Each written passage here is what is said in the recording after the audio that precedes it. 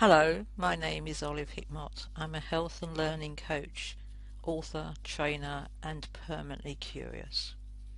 The subject today is sleep, breathe, and ground. But before I go there, I just want to say something. To have a learning difference has been one of my biggest challenges and exceptional opportunities in my life. It has made me who I am. For example, creativity, out-of-the-box thinking, seeing different perspectives, gaining unique insights, excellent problem-solving skills, drive and energy, thinking in pictures, and being permanently curious. And I'm now proud to say that I am neurodivergent, but actually everybody is. We are all unique people who have our own ways of thinking and learning that often don't match the standard curriculum. We need to celebrate this diversity. And the object of this talk is to introduce you to a new perspective and new tools for you to explore. Just to give you a little background on how I arrived at this talk, I actually have a maths degree. I used to be a software engineer and a successful research and development director until I was 50 years old. I'm now known for my work over the last 20 years with learning differences and neurodivergent students. So why did I do that? It's because it was born out of my own experiences with poor literacy and ADHD symptoms, plus lots of NLP, which stands for Neuro-Linguistic Programming, and learning to be a coach. I stumbled over a piece of research about how people spell well, and I was really shocked, and it launched empowering learning for me for the next 20 years. But it didn't always work for dyslexia and very poor literacy. But there is an NLP presupposition, is to dig deeper, adjust it and make it work. So I learned more and I fixed it. Then I went on to ADHD and autism. In parallel, I worked on various health challenges like Parkinson's and dementia. And you may wonder how this is connected to my talk. You'll find out in a moment. My journey took me from dyslexia, dyscalculia, ADHD and autism, exploring mental imagery theme. But people with learning differences quite frequently have got great strengths in mental imagery, so that behind their strengths are mental imagery. And we always start with strengths. And these are very creative, imaginative kids, or what's happening to their images when they can't control them. Then we discovered grounding, and grounding is really useful. It tends to be looked at as something for Pilates or yoga, but if you're grounded, then you can keep your mental images still. And then some people couldn't get grounded, so we looked at why that was. And that was because they weren't feeling safe, which might have been various traumatic incidents for any time from when they were born, or in school, or bullying, or anything else like that. If they felt safe and grounded, their mental images were better. But the ones that didn't feel safe were breathing badly. They were doing mouth breathing, which is known to increase your feeling of anxiety. So once we'd looked at nose breathing, we then also looked at sleep, because sleep has a dramatic effect on anxiety. So once we had helped with sleep, that would help breathing, and then that would help safety, and that would help grounding, and that would help mental imagery, and you were back in with their strengths, and their strengths were a lot better once they got this lot under control. The comment there about why do many people become less creative with age, I found a really fascinating piece of research done by NASA. They were looking for people who had got very creative, imaginative ideas, of course, to recruit. And they employed a consultant. The consultancy discovered that something like only about 2% of the population have really good creativity. That's the adult population. However, when they looked at young children, about 4 or 5 years old, and they studied 1,600 of them, they found that 98% of them were creative geniuses. 5 years later, however, this is a longitudinal study, they discovered that only 30% of them were. And then another 5 years later, only 12% of them were. And by the time they became adults, it was down to 2%. All validating the late Sir Ken Robinson original work on how creativity is lost in school. So just briefly for literacy, it's one very simple question. If people struggle with literacy, are they seeing words? 100% of dyslexics I have ever met are not reliably using their visual memory for words. This is the skill of fluent readers, writers and spellers. Dyslexics often have really good and often exceptional visual skills for thinking and learning, but they often are out of control. And so it becomes a contradiction that these people with really good mental images are not using them for words. Why is that? Because they've never learnt to. So the first thing you need to do is to make friends with your mental imagery. We all have mental images, some are better than others, and you need to be in control of the qualities of these images. So they're not running past you too fast, and they're not too far away for you to see, and they're not confusing you. And to help you reduce the stress of out of control mental images and get the letters to stay still, which I recommend people do, the younger the better, there's 3 things you do. Grounding, to stabilize the imagery. This is how I got into this. Grounding to stabilize the imagery. There's good breathing to calm your nervous system. Mouth breathing is an epidemic and it gets you more stressed. Good quality and quantity of sleep, which is another epidemic, which also takes a toll on your emotional life. I was carrying on working with the neurodivergent children, and then COVID came along. And I stood back and went, hang on a minute, have we noticed what's changing in our attitude to health during COVID? The government asked us, no, they forced us to take more control of our health because there was no medical solution from the doctor.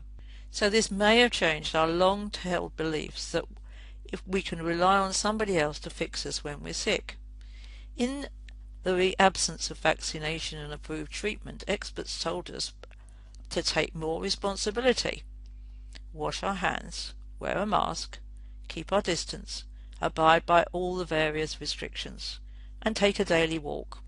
Most people know about exercise and healthy diet, but do they really reliably follow through on this?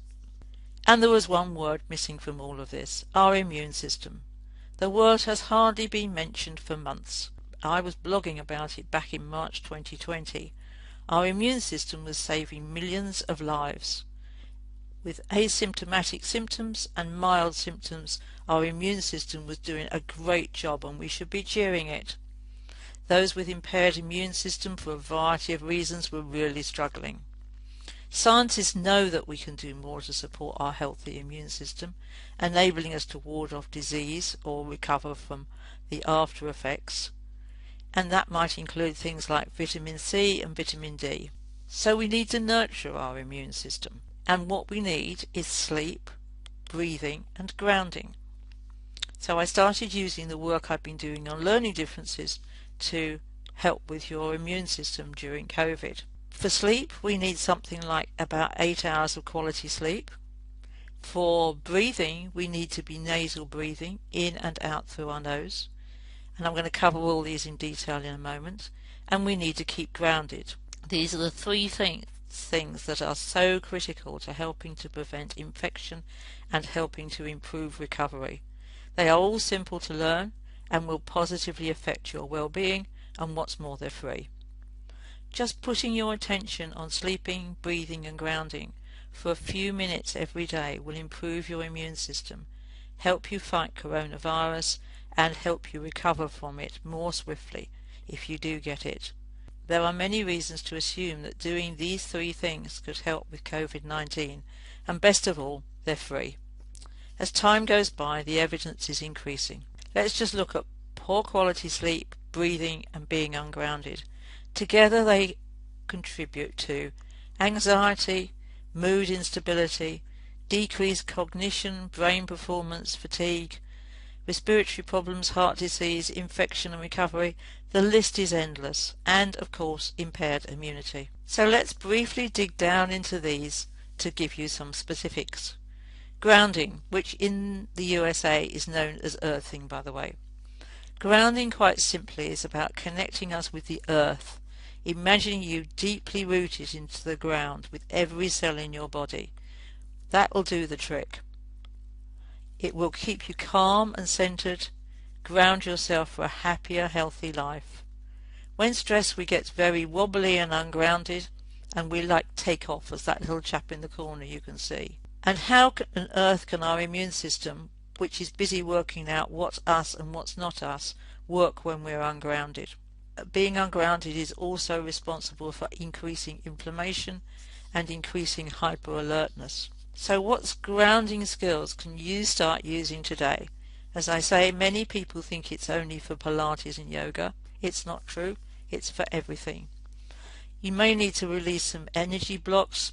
Energy blocks are, for example, the things that you may well pick up stuff during negative experiences in your life, and you need to shake these off before you can get grounded again, or else they leave you feeling depleted. My favourite grounding skill is notice how you feel, and you can all do this now. Think down into your feet and below your feet right down to the centre of the earth. Every cell in your body has a point of light. Just imagine every cell in your body is connecting with the correct point of light, and you may feel a little drop in your body.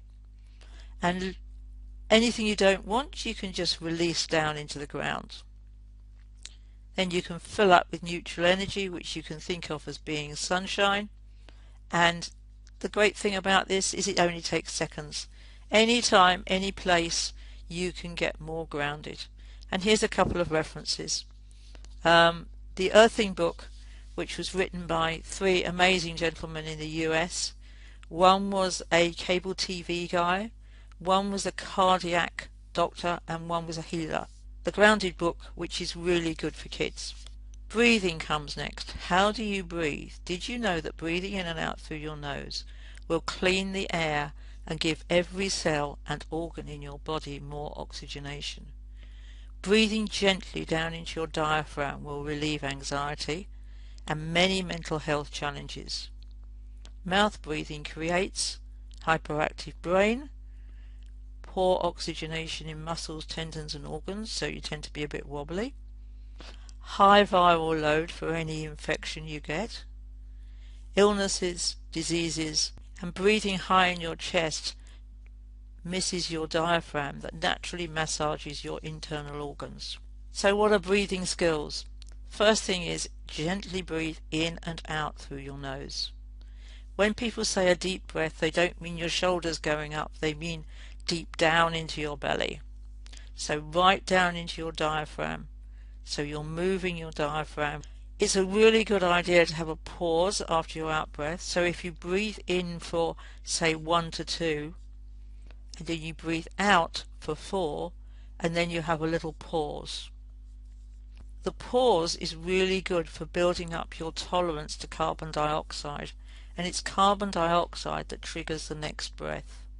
And it'll give you more strength when you're in the pause. There's a great article I blogged from the guy who wrote The Oxygen Advantage about breathing with a mask. It's got lots of useful tips in there. And again, breathing is talked about normally in Pilates and yoga. So now let's go on to sleeping. We all know how vital sleeping is, and I do realise that I'm talking to a lot of people today who probably have quite disturbed sleep by all sorts of things, including shift work, bad experiences, long hours, etc. But I'm just going to tell you what you can endeavour to target towards. As adults, we really need regular quality and quantity of sleep, preferably 8 hours a night for adults, which not only improves your immunity but also increases the number of antibodies that you create after infection or vaccination. And I've heard reports on the news recently that when you have your jab, do make sure you have enough sleep a couple of nights before and a couple of nights after, because it will improve your antibody creation. So what do you feel like when you wake up? Do you ever have microsleeps, which is that time in the day when you're just not here for a second or two and you may not even notice? And if you're driving, it's really dangerous, of course. How many hours do you allow for sleep? What's the quality of your sleep? There is so much about sleep deprivation and the effects on your health and weakening your immune system. They reckon a couple of sleepless nights will increase your emotional stress by 30%. So what can I give you on sleeping skills? Firstly is to understand your sleep. There's so much going on when you're asleep, and most people just think it's a waste of time. Firstly, there are the circadian rhythm, which is your body's master clock, which is approximately 24 hours, and it keeps most things happening in a 24-hour cycle. There is also something called sleep pressure, which starts clicking when you wake up in the morning and adds on during the day, so you get more sleep pressure in the evening. And then there is sleep cycles. Sleep cycles are fascinating. That's what actually happens when you're asleep. And approximately every 90 minutes, your body comes almost awake, and then it drops down and goes back to sleep again. When it's almost awake, it's in REM sleep, which is rapid eye movement sleep, and that's when you integrate information. When you're in a deeper sleep, you're in NREM sleep, jokingly called not REM sleep, and that's where you clear out stuff that you don't need, and sometimes you can feel an actual sweep of your brain of stuff you don't need, and you also press the save button. So you clear out what you don't need, you save what you do want, and when you get into REM sleep you integrate it with previous experiences. It's all very clever and actually fascinating. Zeitgebers that tell your body it is time to go to sleep. And let me just give you a couple of them. Low level of light, because that's what we do naturally. You know, when it gets dark, people think about going to sleep. So low levels of light, a Zeitgeber. White light and blue light, of course, is the opposite. So if you watch a television late on into the evening, or you're still on your phone quite late on into the evening, which of course has got blue light, then that's going to destroy your natural rhythm. So there's four things. There is onset of sleep, which is where you need a wind down time. I know it might be difficult, and then you need to do something which isn't going to keep you committed. Like if you read a book during wind down time, the only problem is you might have to read the whole book, so I always recommend people read magazines with short articles. There's the quality of sleep. Nasal breathing is really important here, and also a consistent environment. So if you've got a noisy environment when you're trying to sleep, for example, when your sleep rhythms come up to the top where you're in REM sleep again, and you notice something different in the environment, then you're likely to wake up again. The quantity of sleep is you need to set a strict timetable, and you need to stick to it. And repetition and consistency is absolutely important because you're training your circadian rhythms to go to bed at a particular time and to wake up at a particular time. And of course there's the other things like caffeine and nicotine and alcohol that don't help. So here are a few questions to just think about for you and your environment. How can sleep grounding assist every child that you know? How can you add better sleep to your own personal health? Notice the connection between breathing and hyperactive children you might know. And how can meditations help you recover your energy after COVID? Here's a note of some of my resources. There's my blog, there's my website, and there is my YouTube channel. During lockdown I've done dozens and dozens of short videos on all sorts of interesting topics that you're more than welcome to take a look at. And you can follow me on Facebook, LinkedIn and Twitter. Recently I've been doing training sessions on sleep through the Luton and Dunstable Recovery College.